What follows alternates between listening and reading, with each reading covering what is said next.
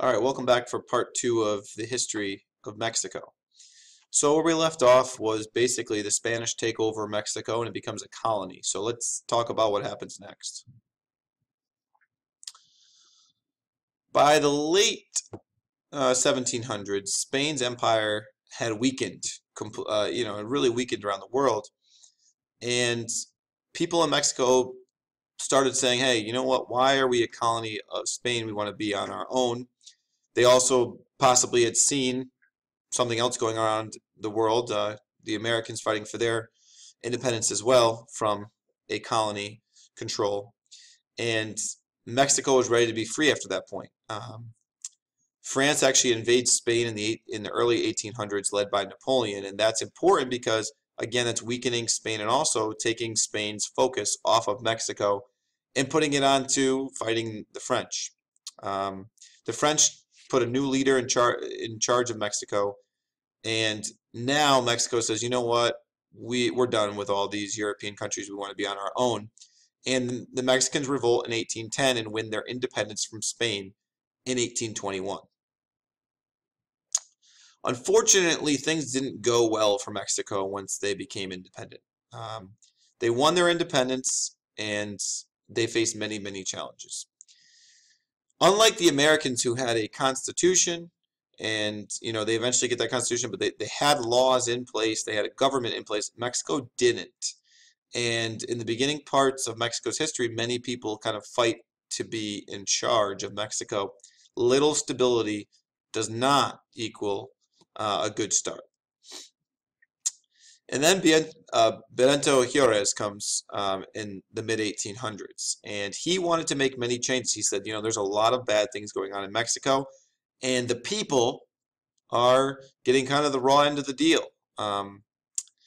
The rich people of Mexico didn't want to change anything because they were doing okay, and they reached out to France for help. They said, "Hey, this Juarez guy is trying to help all the poor people. What's going on with that?" And the French said, "Yeah, you know what? We like the small group of people that are running Mexico. We got some business deals with them." And they sent an army to defeat Juarez. And then they placed their own leader in charge of Mexico again. And Juarez actually wasn't captured, and he fought back. This is a crazy story. Fought back and won back the leadership of Mexico.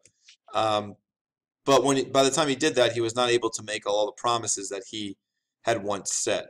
So again, instability and a lot of different problems. The government means no progress. And, before Juarez, people were really poor, and after Juarez, people in Mexico were still very poor.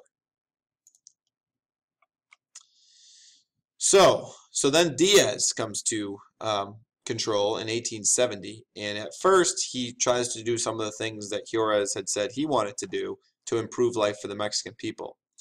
Um, but his reforms didn't help, and many people in Mexico were still working very, very long hours, not making much money, and having very few, if any, rights. Unrest. People began to get very, very dissatisfied with the government, and that began to come out in Mexico.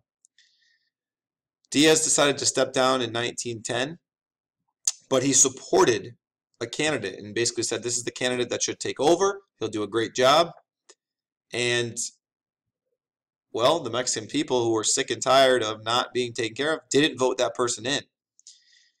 So Diaz's final move was to arrest the new leader and declare his supporter the new president. Not really a smart move. So basically, his supporter lost, and he said, "You know what? Well, he might have lost, but I am in charge. I will put him in charge." And this move, along with the unrest of people, would lead to the Mexican Revolution. So, as you can see, people in Mexico are kind of sick and tired of not being taken care of, and then they were also sick and tired of not even letting their voice be heard, and the Mexican Revolution breaks out. And this is an armed rebellion where people of Mexico fought for political and social reform. They wanted help, and they wanted justice, and they wanted it now. In 1917, the fighting ended with a new constitution. Constitution is a framework of the government and a framework of laws that is meant to protect the people. The new constitution made the government responsible for improving Mexicans' lives. However, the following rulers of Mexico made some changes, but we would still continue to see the poor would continue to suffer in Mexico.